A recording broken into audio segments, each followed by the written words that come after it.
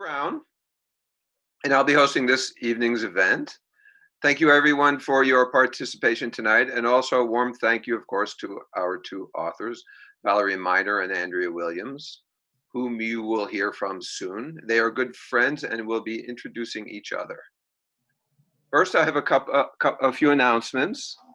On December 2nd at 7 p.m. in our upcoming and final program of our 2020 Of Consequence series, we bring you Rescuing Children. Novelists discuss crafting fiction based on inspiring real stories from World War II.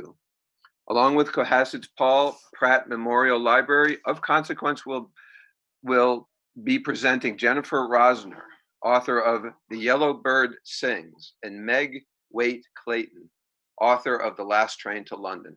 The New York Times called The Yellow Bird Sings an absolutely beautiful and necessary novel, and the Jerusalem Post says The Last Train to London is an engrossing, heart-wrenching, and inspiring account of ordinary people making life and death choices in the darkest times. Hosted by novelist Alexandra Marshall, a Consequence board member, hosted by novelist Alexandra Marshall, a Consequence board member. The program will be a discussion between these two celebrated authors about their acclaimed work. Look for the announcement and sign up link from your Consequence magazine arriving in your email from Consequence magazine arriving soon. Consequence would also like to announce our new managing editor, Matthew Krajniak. Matt, who has worked on 3 other literary journals, including Pinch and Gulf Coast, is currently a PhD candidate at the University of Houston. Most recently, he worked alongside Martha Collins on the Unsung Masters series, which recognized the poems by and essays about the late Wendell Batten. We heartily welcome Matthew to the Consequence community. At this time, we'd also like to acknowledge Kat Parnell, who worked alongside founding editor George Kovac from 2010 to 2020, and then assumed the role of editor from February 2020 until this past October. Besides her role as senior associate editor since 2013, and her ongoing work as fiction editor for Consequence, Kat's inspired dedication carried Consequence into the digital age by creating our website and our overall social media presence, as well as establishing this series, Of Consequence, which we will be enjoying this evening. We thank Kat for her many contributions to Consequence and wish her well in her future endeavors. One quick technical matter, the authors have requested that the chat function be turned off until the Q&A begins. If you have a question, please type it then after the chat function has been turned on in the chat screen, and please remember to indicate whom the question is intended for. And now, please welcome Valerie Miner and Andria Williams. Thank you. Thank you to Consequence. Thanks, Peter, so much. Thanks, Valerie, for inviting me to be part of this. I believe that we were going to start off by sort of each discussing how our lives have intersected with war and peace issues, and then we'll move on from there and do a brief reading. I think we're going to briefly introduce one another first. Okay. All right. Well, good. I'm ready for that as well. Okay. Okay. I will introduce Valerie. Is that all right? Shall I go? Yes. Okay. All right. Valerie Miner is the award-winning author of 15 books. Bread and Salt is her 4th collection of stories. Her latest novel is Traveling with Spirits. Other novels include After Eden, Range of Light, A Walking Fire, Winter's Edge, Blood Sisters, All Good Women, Movement, a novel in stories, and Murder in the English department. Her short fiction books include Abundant Light, The Night Singers, and Trespassing. Her collection of essays is Rumors from the Cauldron, selected essays, reviews, and reportage. In 2002, The Low Road, a Scottish family memoir, was a finalist for the PEN USA Creative Nonfiction Award. Her short fiction collections, Trespassing and Abundant Light, were each finalists for the Lambda Literary Awards, 1990 and 2005. Valerie Miner's work has appeared in the Georgia Review, Tri-Quarterly, New Letters, The Village Voice, Prairie Schooner, and a host of other publications. Her stories and essays are published in more than 60 anthologies. Winner of a Distinguished Teaching Award, well deserved, she has taught for over 25 years and is now a professor and artist in residence at Stanford University. She travels internationally giving readings, lectures, and workshops, and she lives in both San Francisco and Mendocino County, California. Thank you. I would like to introduce Andria. I was lucky, really lucky, to meet Andria Williams in one of my classes at the University of Minnesota in the MFA program about 2,000 years ago, I think. I was luckier still when she asked me to be one of her advisors on her thesis, which was a brilliant novel. Since then, Andria has gone from strength to strength as she's continued to write and edit and raise a great family with Dave. Her novel, The Longest Night, was a Barnes & Noble Discover pick and Amazon's featured debut novel for January that year. Andria is also editor of The Wrath-Bearing Tree, which I'm sure many of you know, which publishes works by veterans and civilians around issues of war, peace, trauma, resilience, and social justice. Her novel won many kudos, but for the sake of time, I'll just quote two reviews. From Book Page Review, quote, "The subtlety Williams employs makes the novel's twists and turns, and especially its conclusions, all the more affecting, even devastating. A revealing story of a community gripped by Cold War paranoia, but also an unsettling portrait of commitment and desire." And Catherine Steindler, in the LA Review of Books, writes, "Williams' quietly confident style is without swagger or gimmick. Her prose is like a transparent developing fluid in which her distinct characters spontaneously emerge. In the end, what emerges most powerfully from The Longest Night is a kind of quiet wonder at the exquisite intricacy but astonishing durability of familial love," end quote.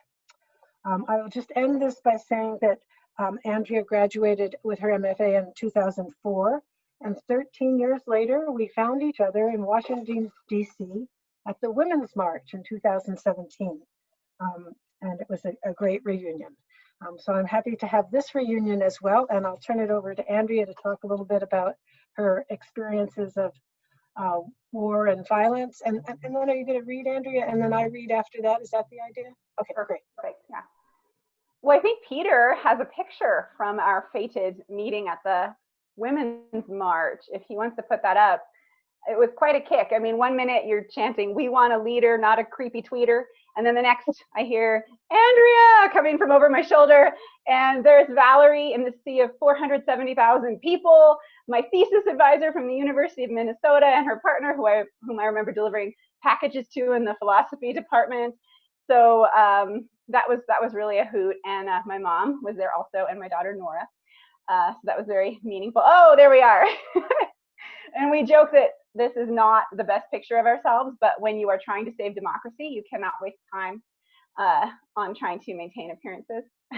And I think Peter might also have a picture of my mom. I haven't seen my mom in like 9 months, and since she's here, I gave Peter a picture to share of her at the march, because she did really well marching along with us if he gets a chance. But until then, I guess I'll just talk about how my life has kind of intersected with issues of war and violence in sort of an oblique but very constant way. My dad was a conscientious objector during the Vietnam War. His alternative service was actually to be employed with, I guess, I don't know if they paid him. I don't know what they do for, I guess he got a stipend or something, but he had to work in one of the sort of most notorious mental hospitals in California, where or pencils or anything like that. And it was a kind of harrowing job.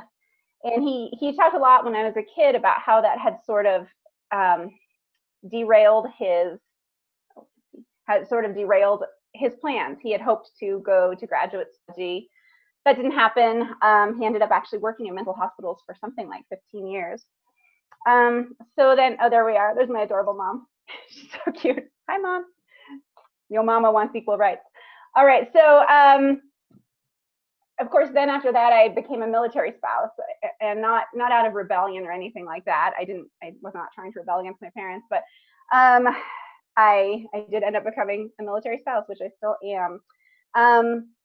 And I've always felt a certain conflict around that, especially because my family as a military family has actually had a pretty okay time, which is relatively worrisome when it comes to the fact that we've had wars going on that entire time, right? That you can maintain a military family lifestyle and still find daily life okay is something I think about a lot.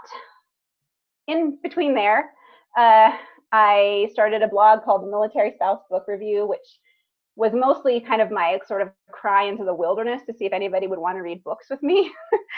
Because sort of a like service member lifestyle, military spouse lifestyle tends to not be overwhelmingly intellectual or literary. Of course, there are huge exceptions, but I was not meeting a lot of people who wanted to read the same way I did or the same kinds of books that I did. So I started the Military Spouse Book Review and was able to meet other military spouses who were interested in those sorts of things, which was good because I was getting pretty desperate. Like I was going to this Mormon book club, and I was the only non-Mormon in the Mormon book club until they finally kind of like booted me out because they had taken a chance on me and it didn't pay off for the Mormon book club. So anyway, finally, about 3 years ago, I got invited to be a co-editor at Raspberry Tree Literary Journal, and there are 10 of us co-editors.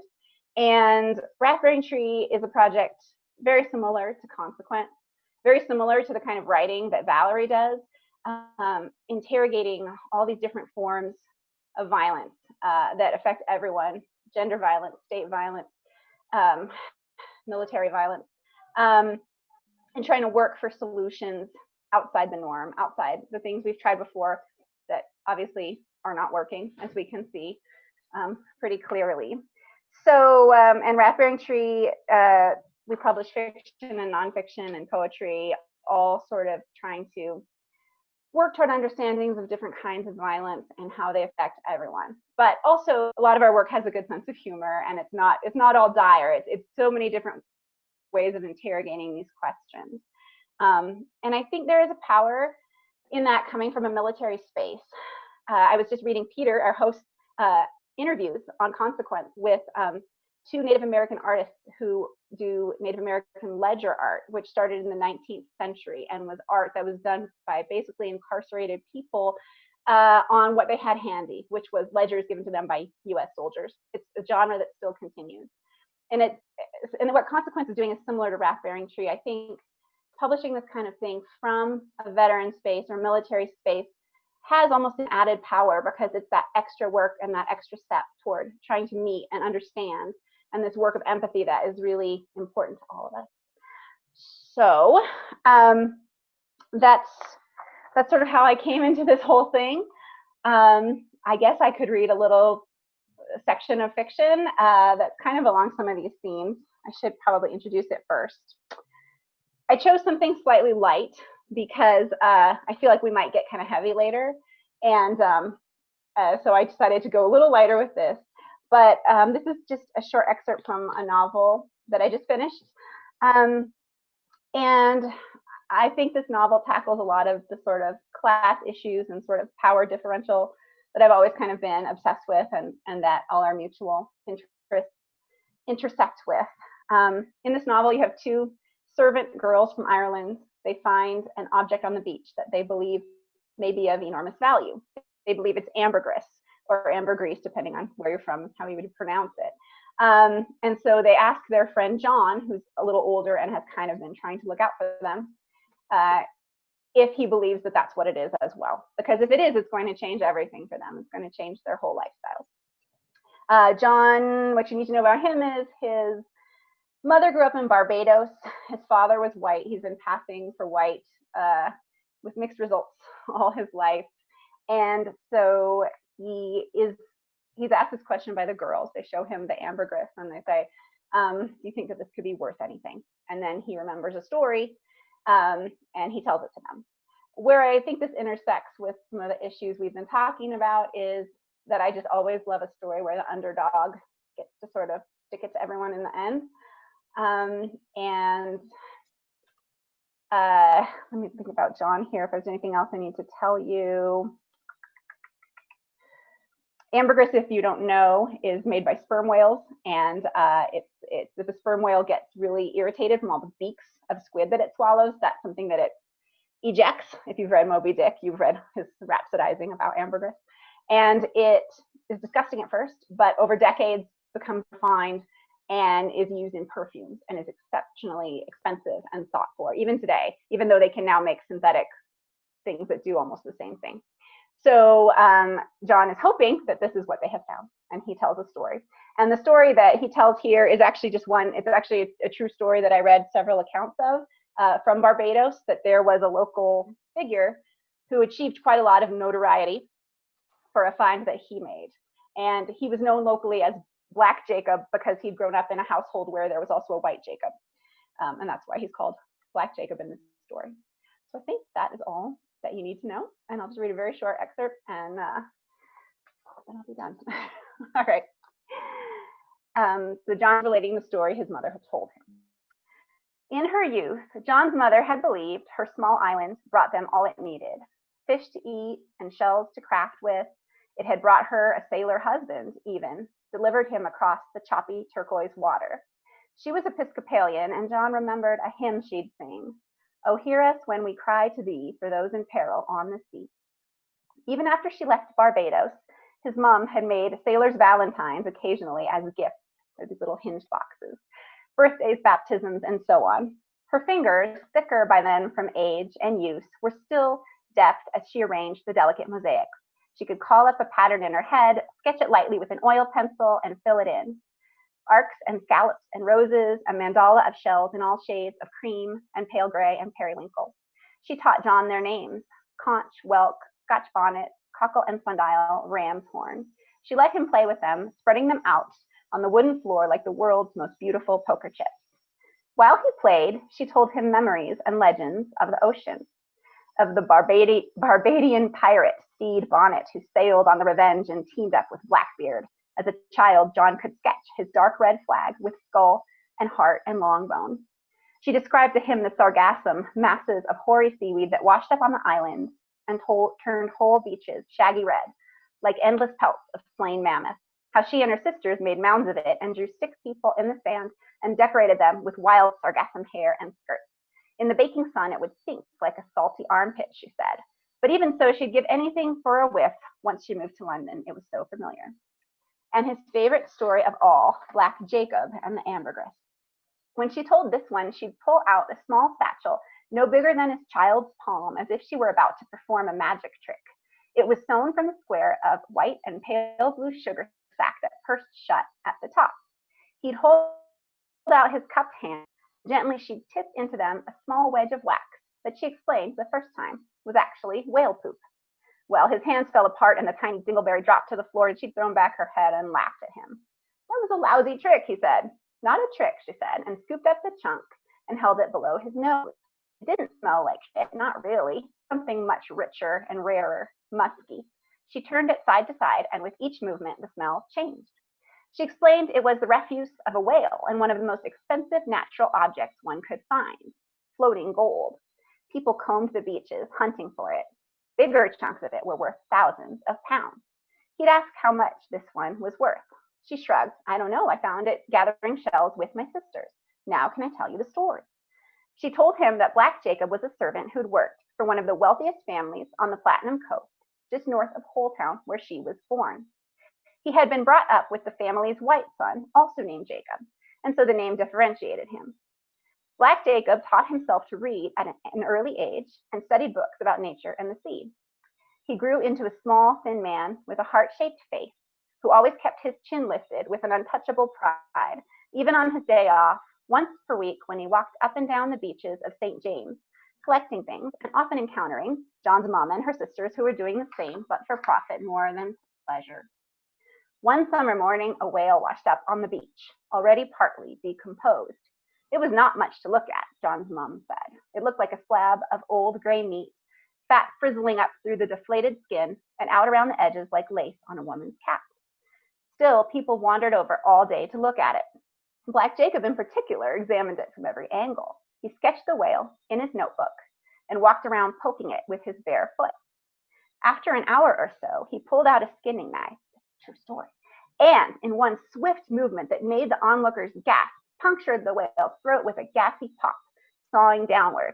He worked his hands into the hole and pulled up with one and down with the other and peered inside. The whale smelled worse than before, and people were covering their noses. Then, as they watched in amazement, he widened the hole and pushed his head and shoulders inside. Wait, said John. He what? Listen, his mom said. Black Jacob tilted his small frame this way and that, working his way into the body of the whale. When the pink soles of his bare feet disappeared, everyone went silent. John's mom said she could see ripples inside the whale. He moved. After a few minutes, his knife poked through the belly of the whale, and out he came again like a baby being born, slick, awful, pushing before him a lump of sepia wax the size of a hope chest. He carried it into the water, washed it lovingly, dunking himself a few times to get clean. Then he strode up the beach, carrying it before him. A few weeks later, they heard he'd fetched 30,000 pounds for it, and not long after, quit working for the family in St. James, bought his own place and his own boat and crew, which he took out on natural history voyages. He kept a small curly dog, which he named White Jacob II. I made that up. That's not true. That's not in the book. I just thought it was funny. And is this the same stuff? John had asked, looking at the chunk in his hands. Now his mom was less committal. I think so. Best I can guess. I remember the smell. But then it's worth something, yeah? Why don't you find out how much and sell it? She smiled as if with some old memory, because sometimes you are richer with the thing itself, she said.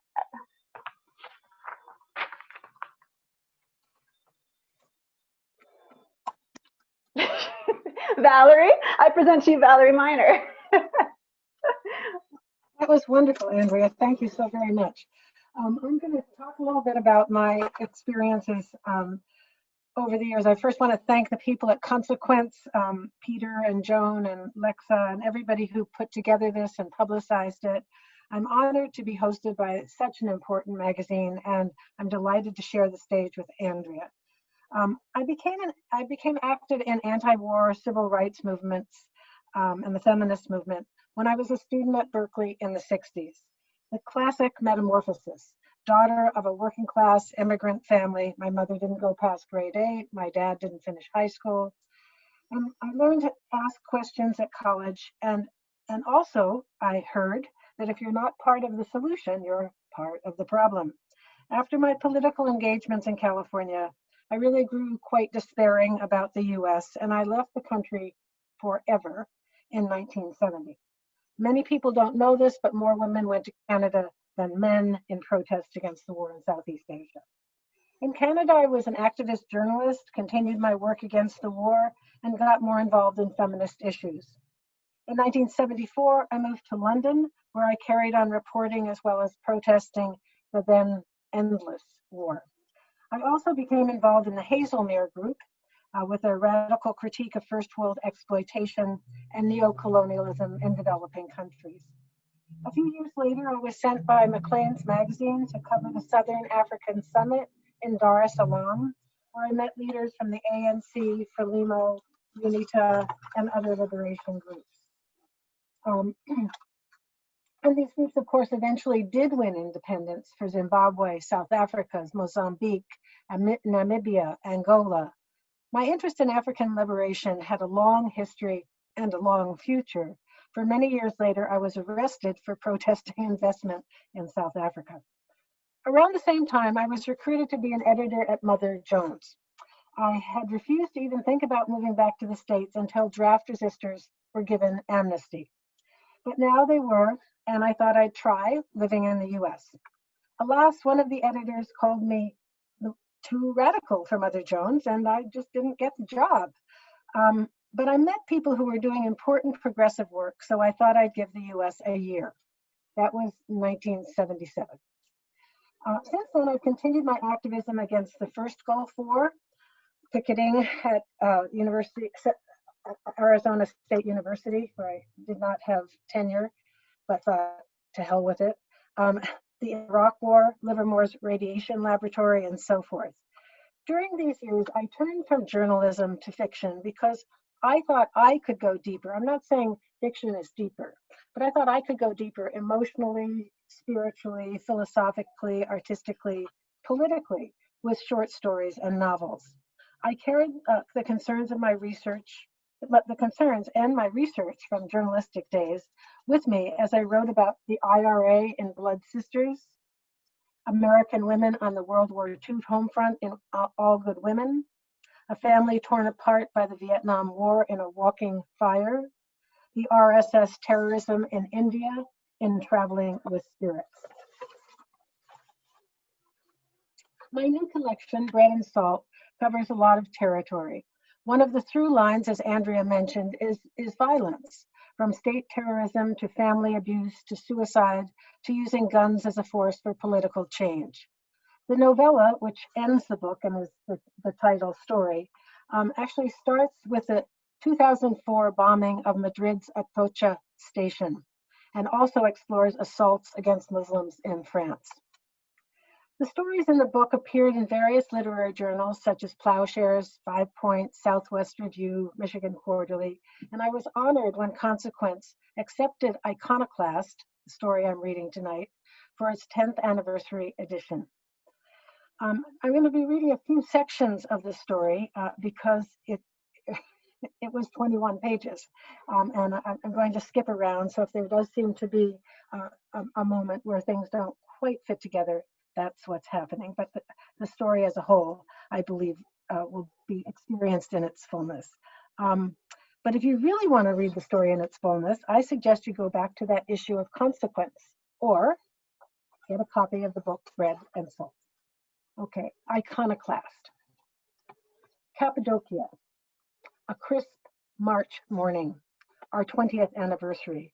We really are here.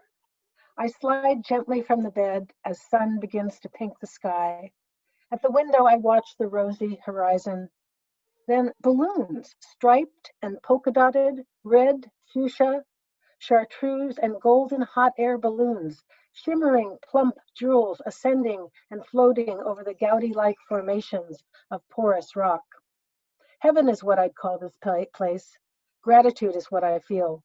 For Layla, for 20 years of love, for spending our honeymoon in this mythical land we used to call Asia Minor, home to Noah's family and his ark of creatures, lapped by the Bosphorus Strait, the Mediterranean, Aegean, Marmara, and Black Seas, birthplace of Layla's Kurdish grandparents who met in a Detroit laundromat. She's always dreamed of ancestral voices and people with familiar faces walking down the street. For my part, I dreamt of Noah and eggplant, or aubergine, as they call it on the English menus here. This is a land of 1,000 aubergine dishes.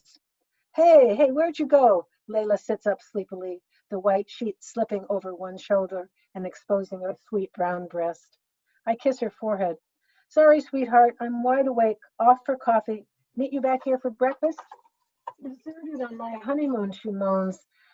Already halfway back to sleep, I slip on a down jacket. Then, as if from a coma, her voice rises. Be careful. Remember the kidnapped American photographer. Yeah, sure, I answer softly, hoping she'll drift off. I don't remind her that the American was taken east of Gaziantep, hundreds of miles away. Your grandmother told you too many stories. Sweet dreams. The scruffy little cafe is surprisingly crowded. Of course, I'm the only woman. Bald men lean on small tables, chatting softly in Turkish. In the background, an intricate Persian oud. I sniff the coffee in my miniature cup. The first sip is sublime, thick, black Turkish sludge. Edges of the room suddenly sharpen. I smell the musky tobacco, sweet honey, and fresh yogurt. Pardon, you look like a visitor here. He's tall, thin, red-haired, Midwestern accent. The tweed jacket and horn-rimmed glasses are perfect for the costume. I do not want to chat. I want to continue sipping kave and marveling that I am in Turkey, fertile womb of civilization, ancient land of the Hittites, Assyrians, Romans, Jews, Byzantines, Kurds, Alevis, Sunnis, Shias, Orthodox Greeks, Armenians, He tries again. You know the UNESCO World Heritage Open Air Museum? He says this slowly, as if recalling a page from The Lonely Planet. Our hotel serves breakfast in a charming brick room with a roaring fire, evoking the famous local underground caves. The first to arrive, we take a private corner spot. The waiter pads up and places 2 steaming omelets on our little table. Teşekkür ederim, I say in my best Turkish, my only Turkish so far. You're welcome, he grins. We fantasized about visiting Turkey since we met. Layla ached for her grandparents' land. She adores the rugs. Yes, I was hooked on the food, but I also felt a childhood tug from my church days to see where Noah landed. Although access to eastern Turkey, where our dreams reside, is prohibited, Cappadocia feels strangely close enough.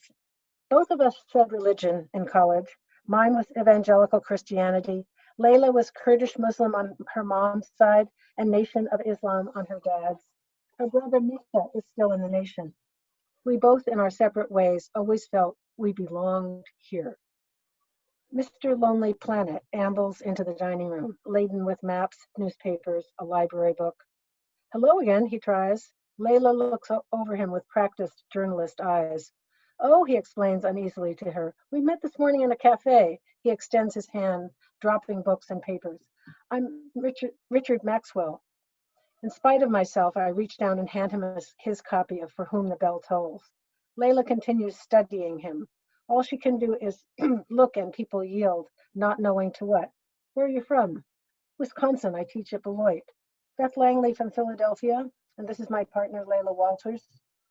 He pulls up a chair, then places his books and papers on the floor. Mind if I join you? My wife stayed behind in Istanbul for the shopping. When do you go back? I'm hoping he'll say tomorrow. In fact, I'm on sabbatical, so I have all the time in the world. Layla asks, how do you like the novel? Oh, Hemingway, great writer. I've read everything he's written. She frowns. I learned to read her expressions in college. Douglas completely transformed our lives. As a hyper-Christian freshman, I was phobic about near occasions of sin. I graduated as a lesbian socialist with a full fellowship to graduate school and a most unlikely lover.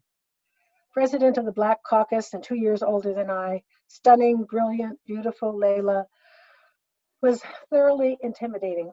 Like everyone, I admired her from afar. Late one evening, we found ourselves walking in tandem back from the library. In the chilly darkness, my shyness lifted. The following week, we went out for a pizza, then a couple of movies.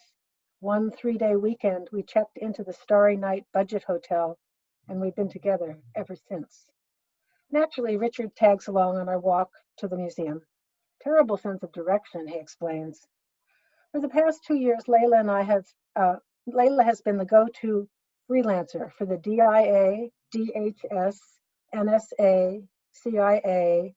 I'm still learning about the Bureau of Counterterrorism and the National Reconnaissance Office and hundreds, thousands of other intelligence programs. Her articles are critical, weighty, edgy, and a little scary. I'm a worrier, so she spares me some background. Each December, I send a donation to Douglas and a Christmas card to the Starry Night Hotel. Ah, he fills the silence. Aren't we lucky with the weather? Neither of us responds. Richard, of course, knows all about the Byzantine bishops and saints and icons. He promises the dark church is stunning. Under protective, dim candlelight, the ceiling murals are astonishing, yet nothing compared to the almost living scene of the crucifixion above the altar. The iconoclasts missed this church in their rampage, beheading and defacing Christian images. 4 hours pass, and we're starving. Our companion knows the cafe and greets the owner, Mehmet, by name. Richard, you're back, and with beautiful women. Come to my best table. 2 hours later, we are sated. Throughout the lavish lunch, something nags at me. Richard, this morning you said you didn't know the way to Garem. He takes a sip of the dark purple wine. Yes? But you've been to this restaurant. I'm getting nervous. You know Mehmet. The men exchange cursory glances. I cock my head, waiting for Layla's response. She's blissed out on the dessert. Rose petals, sugar, almonds. Perfect, she purrs deliriously. You know, Mehmet throws back his hand in surprise. You know this dish? My grandmother made it for birthdays. A Kurdish dish, observes Richard. Yeah, she grins. Of course, Layla is a Kurdish name, Mehmet muses. She smiles, takes another bite. Yes, my grandparents were born east of here. Really? Remarks Richard. Why does he make me so anxious? He's just an awkward, nerdy guy, right? By late afternoon, we managed a successful escape. Richard does not follow us into the Hammam. I'm going to skip the Hammam scene, as charming as it is, and we're going to Darren Kuyu. I admit, Darren Kuyu is my idea. I always loved hidden things, and this ancient city is 10 stories underground. At least we have privacy here, she shakes her head. I really thought Richard was going to trail us into the hammam. I laugh at the image of him pummeled with soap suds by those sturdy women. He's just a lonely guy. I don't know, her eyes grow serious. There is something weird about him. Along with the entrance ticket, we each accept a plastic wrap hand sanitizer. Can't see a fucking thing, groans Layla. Voila! I switch on a halogen flashlight. Very practical, declares a man behind us. My stomach flips. Professor Maxwell, I presume? Layla doesn't bother to turn around. From your voices, I guess Bethany Langley and Layla Waters. Light-headed, I wonder how he knows my birth name. Everyone assumes it's Elizabeth, and I never reveal my tribe of raging born-again sibs. Clever, the flashlight. He fills the silence. If you don't mind sharing your illumination, I'll share some of mine about this astonishing site. You're an expert on underground cities, Layla assesses him. The site goes back to 2000 BC. Hittites built here first, digging into the porous rock to make winter shelter for themselves and their animals. They settled on the top 2 floors. One by one, we slither down narrow, low-ceiling passages toward the floors and civilizations below. He takes our photo in front of the baptismal fount. He says he wants to send it to his wife to show her what she's missing. Suddenly, Layla is moaning. I'm going to skip here. Richard helps her climb out and through the layers of history. Really, thanks, Richard, Layla says with renewed confidence. We're off to those rock-cut churches above ground. Enjoy your adventures. And then, of course, he winds up in the car with them. Despite my big attitude, I agree to lunch. He's as curious as ever, asking about our life in Philadelphia, our work. Again, he knows just the right wine to order, and Layla, still ascending from Darren Kuyu, enjoys several glasses. Tell me more about your family. Where in Turkey are they from? Grandfather was born in Hani. Grandmother left Dersim region in the 1930s. Ah, the famous Dersim rebellion. Was your grandmother a hero for the cause? I fiddle with a pepper mill, untwisting the bottom to look for hidden microphone. Well, she was a fiery woman. Those were hard times in Turkey, Richard nods. But now the country is so open. Thanks for letting me tag along. No problem, says Layla. Our luck to find a whiz in Turkish history. Hardly a whiz. But you're a professor at Beloit, I declare. I feel prickly. Perhaps it's the red wine headache. Speaking of the college, doesn't Nick Adams teach literature there? He'd be an old man now, but it's a small campus. Now that you mention it, I think I may have met him at a reception. He drums his fingers on the door handle. So many functions, you know. Layla is grinning, looking like her old self. Richard, thanks for guiding us around. Let us take you out to dinner tonight. Why, I'd love. I interrupt Layla. Don't you remember we got the last reservation at the museum hotel? Don't you remember my birthday? I'm frightened now by all the coincidences and inconsistencies. We're going to skip their last evening together. They get into an argument about Richard, and Bethany says she's never revealed her real name to anybody besides, of course, Layla. And of course, Nick Adams is a character in Hemingway, not his Richard's colleague. And finally, she finds herself shouting. This is Beth. Wake up, Layla. He was super curious about your NSA articles, Mika's work for The Nation, your Kurdish grandparents. Enough, she tickles my palm. This is our last night. We'll be in Philly tomorrow. Let's enjoy these beautiful mountains under the stars. I gaze at the bright sky and remember the first Cappadonian dawn of dazzling balloons. I try to be grateful that we are truly here in the land of our dreams. Damn, the flight from Kayseri lands late, so we have to sprint across the Istanbul International Airport. Check in and security goes smoothly. Time for a latte and one more baklava, Layla declares. Maybe. I'm sweating despite the aggressive air conditioning. You still have your passport, your boarding pass? I hope you've stopped fantasizing about J. Edgar Jr. Yeah, I rub tired eyes. Coffee, she offers? No, I'll watch the carry-ons. As she walks away, I hear a child giggling and turn to find a woman waving a yellow balloon animal at her toddler. Beyond them, in a corner, there's a uniformed man listening closely to a tall guy in a baseball cap, his back to me. I try not to stare, try not to watch the skinny guy snapping his fingers. Suddenly, the world turns red and silent. The men are both running toward the coffee bar. Layla looks up, startled. The click of handcuffs echoes across the duty-free zone. Some travelers stare, others turn away quickly. I run toward them, dragging the briefcases and backpacks, shouting, "No, no!" Out of nowhere, a round woman, uncannily resembling the hammam helper, takes my elbow. Relax. They will ask her a few questions, but your friend may miss the flight. She checks the baggage claim tags and hands Layla's carry-ons to another woman. I will escort you to the gate. There's a compact black pistol at her waist. Layla, Layla, I scream. She turns, tugging away from the man in uniform. Richard has disappeared. Call Uncle Doris, she shouts.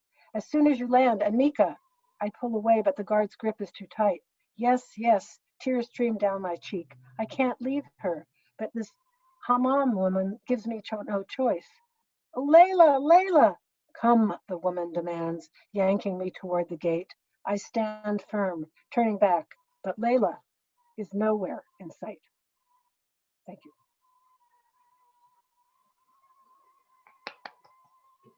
Thank you. So I think now we're open to questions and comments about what we read, what we said about our engagements with these issues, or about writing, or anything you like. I can't tell you when Trump will concede. That's the only thing I know I can't say. Yeah. I've activated the chat screen, so if anybody wants to ask questions, please send it to the group. The group chat, and I will that is send chat to everyone, and I will then read the questions for the readers. May I kick it off with a question for you, Valerie? Sure. I'm interested in your process. In reading this book, which I loved, I noticed that you often have this ominous specter of violence over a lot of the stories. In Escape Artist, it's sort of gender violence. In Hollow, there's gun violence. The one you read now, state sort of violence. But you also really offer these moments of respite for characters, like those moments in the hotel before they go out to explore the city. Or in your first story is almost like this alternate reality of a dream where people operate on kindness. And I'm wondering, is this a conscious decision as you approach writing a new story? How do you work these themes in and balance them so well across each story and then each collection? Well, thank you, Andrea. That's very gracious of you. The idea for the when I was writing the book, the word that kept coming up to me was salvage, and I kept thinking about reconciliation, repair, forgiveness, and ways in which we can reclaim or foster the natural environment as well as foster human relationships. And so, a lot of what you would call the more peaceful stories or kinder stories are of that mold, but the violent stories also carry a lot of that with the interactions among the characters. And I can tell you that my writing group when I would submit this story, for instance, or Escape Artist, they'd say, "Oh God, it's one of her creepy stories." They like the other stories better. But I don't know. I think that's what life is all about. I mean, I think it's partially dealing with these hard things, which Consequence addresses all the time. And I think it's also these moments of respite and harbor where we find grace. So, and I did try to alternate the stories in terms of theme and tone, and also length. Some of them are quite short. And then the novella, of course, is a novella. So can I ask you about your new book? How far along are you, and where is it going to go from there? I'm not sure where it's going to go. I have just finished a draft, and my agent possesses it, and hopefully will work her magic. I hope, whatever she does. I'm not even sure, but yeah, fingers crossed. Okay. So. And remind us of the title. Right now, it's called Keeping. But that could easily change. I mean, my first novel, The Longest Night, was called The Falls when I submitted it, and they completely changed the title. Do your book titles change frequently, or do you all the time? All the time. Yeah. All the time. Yeah. And in fact, I always tell students, look, writing a story, it helps to have a title, and then you can change it. The story will change the title, but have a title. It'll keep you focused. Yeah. Okay, I was wondering. Are there questions? Is there a question that's come through? I was trying to solicit them. We love questions or discussion. Okay, here's one. Okay. Peter, are you going to read it, or? Yes, this one is. There's so much tension in anticipation of the impending violence. I'm wondering if there is something you hope your readers experience by reading your work.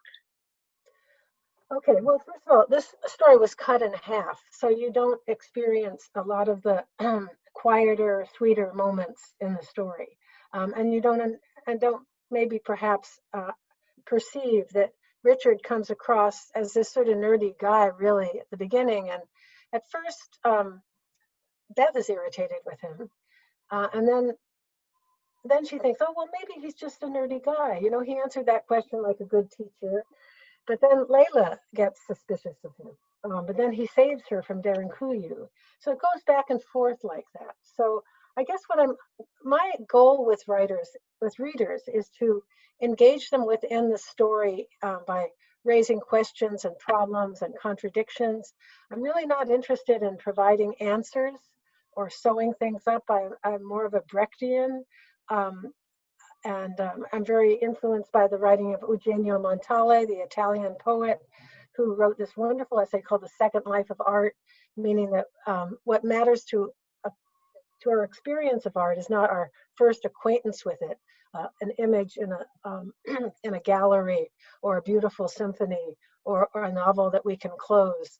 He argues that catharsis is not the goal, but the goal is to get under the skin of our audience and stay there. And so in 2 weeks from now, you'll think about Andria's, the piece of Andria's novel that she read. And then when it comes out, you'll say, oh, I remember that. And I remember this about it. And it will stay with you, the work that's really strong. So that's my goal with readers.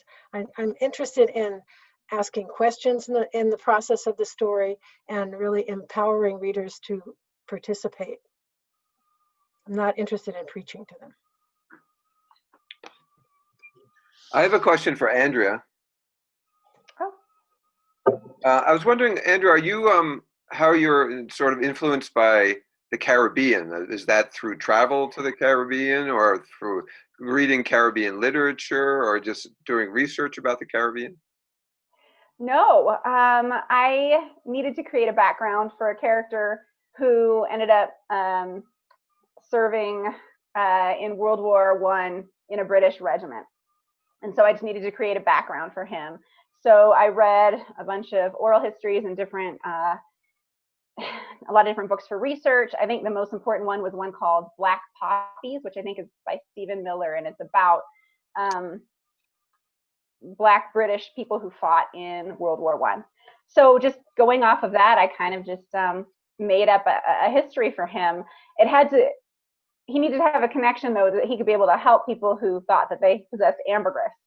So that's why his mom was from Barbados. I see. Yeah, I very rarely write what I know. I'm usually just making stuff up out of nowhere and hoping it works. So. It's wonderful. There's another question for Valerie. As someone who has participated in the anti-war movement over the last 5 decades, What strikes you as the elephant in the room as the movement evolves into the digital age and the post-Trump era? Oh, good. That has so many possible connotations, so I'm not quite sure where you're going with it. But what strikes me is that we really need to deal with the American talent tendency, attraction to war and to control. And, I don't think that any of the politicians really who were visible to us in the last couple of years have been addressing this very well. I think that that's the thing that we don't talk about.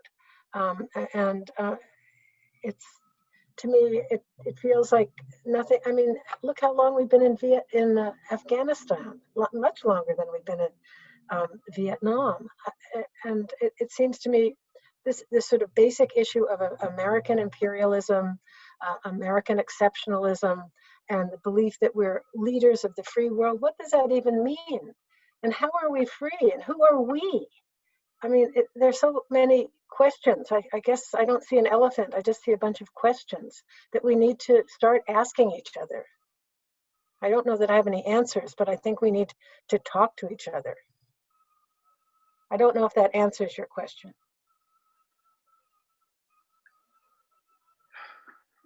I can tell you that Valerie will answer your questions with more questions.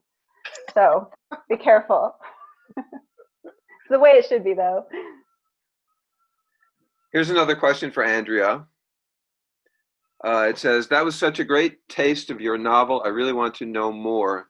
In lieu of asking for a quick synopsis, I'd really love to know something about the setting and diversity of characters that you bring together in this novel, and what brings these characters together. Forgive me if you gave us this information in the intro, but I don't hear so well, so I could have missed it. So you're answering my question in your response now. Oh, did you already answer this? Oh. No. Oh, okay. I guess she already got. I guess your question was answered by something else I said. Yeah, everyone's brought together under the same roof by working for this sort of tycoon who's got a mansion off the coast of Maine, but it becomes a bad situation that they want to escape from. And I was really interested in, I think the last 4 years, just sort of like a fantasy of intersectionality, where this man is helping these two women, and he's actually a good guy. He's trustworthy and he's good, and he's going to try and help them get out of their situation, and they're going to protect him from what can happen if the knowledge of his situation gets out. I think I was trying to create a dream world where people are really looking out for each other. I'm not sure if it worked, but it's their employment that brings them together, and then they go on from there. So the girls are from Ireland and he's from England. Thank you for asking. That was a nice question. Here's one for Valerie. It says, this is from Kimberly. Your story reminded me of Paul Bowles' writing, such as in The Sheltering Sky, where Westerners have frightening encounters with the other. But your character, Layla, has roots in Turkey also. How does this complicate your thoughts about reconciliation? My approach to this was very much to kind of turn the tables on the other. And she's, in fact, endangered by the nerdy white guy who, quote, teaches at Beloit and works for one of those intelligence organizations that she has been doing agitprop research about. So what was the question again? I got so wound up in, yeah. Your story reminded me of Paul Bowles' writing, such as Sheltering Sky, or Westerners have frightening encounters with the other. But your character, Layla, has roots also in Turkey also. How does this complicate your thoughts about reconciliation? Well, I didn't think of it as a story about, I'm not a fan of Paul Bowles. Sorry to say that, if he's your favorite author, but it wasn't about Westerners being frightened in developing countries or in different countries or oppositional countries. It was more about American, as I said, American involvement in the sort of industry of, quote, intelligence, unquote, and how endangered we all are. And it is her otherness that makes her suspicious. The fact that her father was in the Nation of Islam, he's African American, her brother's very active in it. Her grandparents were Kurdish. One of them was somehow involved in a revolution. And she's been writing all these critical articles about the American intelligence industry, in quotes. So it's really kind of the opposite of Paul Bowles, I think.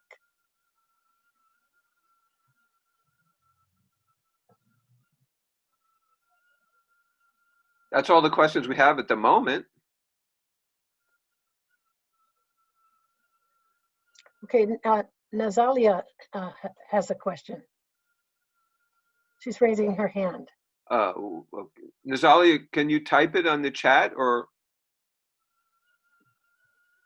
maybe There's Nazalia. I think Oh, there she is.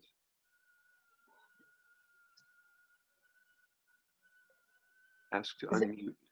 Is that it? You're just saying hi? Hi. Oh, she just wants to say. Well, Valerie, I think. Hi. Thank you for unmuting me. Thank you, Valerie. And Andrea, I really enjoyed your pieces that you read from your books. I haven't read your novel yet, Valerie, but being an Iranian and knowing about the intelligence, the security intelligence in the countries of Middle East, I completely could Identify? Could understand and could actually be touched with what you just read from your book. So I would love to read more. And also, this is maybe not a proper question, maybe it's a silly question, but I would love to ask you about it. So what you are trying to say is focusing on the complications in other countries, political situations, and you're trying to touch those parts. Do you think if a Turkish writer tries to write on the similar topic, do you think it would be different from what you are trying to say and how you are trying to say? I don't know. I'm just trying to understand better. Yeah, no, it's a good question, and I think that that's the importance of reading international literature. There's a wonderful Turkish writer I admire named Gulaja Kokak. I'd recommend her work. And do you know her work? Oh, you're on. Yeah, she's very, very fine writer. But what I was trying to do, again, I wasn't necessarily honing in on the Turkish, and I hate to call it the intelligence industry because intelligence does not seem the right word, but I wasn't focusing on the spies within Turkey. I was really focusing more on how the Americans strong-armed the people in different countries to do their work for them. So I think that if someone who is Turkish were to write about Turkey, I would hope they'd write more about Turkish people. I only had one descendant of a Turkish person in my story. Yeah, I mean, Mehmet is actually Albanian, but the woman in the hammam is Turkish. That's true. Yeah. But I mean, I think that one of the sad things about American reading habits is that so few people here read other languages, unlike Peter, who actually translates other languages. So few people here read other languages, and so many books don't get translated that it's really it digs us deeper into a hole of ignorance. So Andrea, I wanted to ask you a question. Is that okay? Of course. So you graduated in 2004. What have you learned about writing and writers in some of those years? And what did you hope would be the case for your own path, and how has that changed, and how have your priorities changed? It's a great question. Well, I always think that going through the MFA program at the U, that's where I learned the most in the most condensed amount of time. I feel like I learned a decade's worth of how to write in those 3 years, and it was just an incredible experience. And I met lifelong friends, and it was wonderful. After that, it slowed down a little. We had a pretty major life shift because I'd been living this sort of, academic lifestyle in Minnesota, and then got out of there and immediately was thrown into this military lifestyle in Virginia. I had never lived in the South. Virginia's a gentle South, but it was still the South for me. And then I had 3 children. So I think the only thing I've learned about writing after the MFA program was really just to keep writing, to not stop. And it's probably saved my state of mind many times.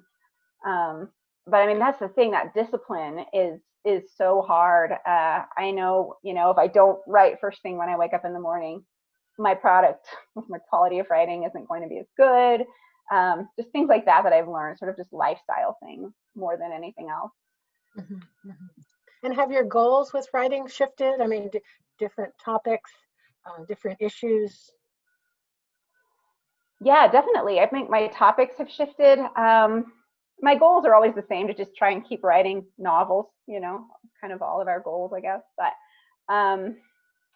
my topics have shifted a lot, especially the more that I've gotten involved with these war and peace issues that we're talking about. I think before, for me, writing was just it was a lot of fun, and it still is. But now I feel more like I want to try and communicate just alternatives to what I've seen happen in the last 13, 15 years to my friends, to my family. I've seen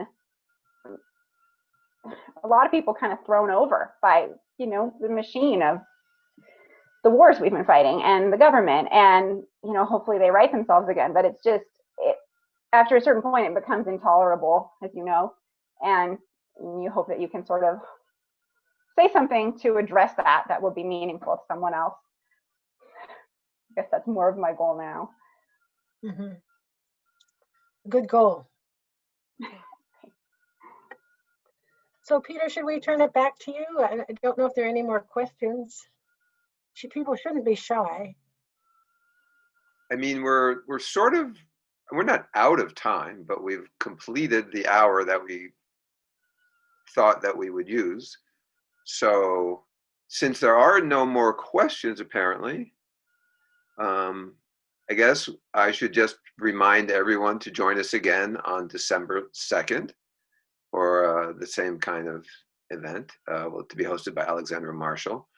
And thank you all very much for participating, for your wonderful questions, and the amazing writing that you shared with us today. It was very, very beautiful reading, and all of us at Consequence are very grateful. Thank you. Well, thank you. And thank you, Andrea. Thank you.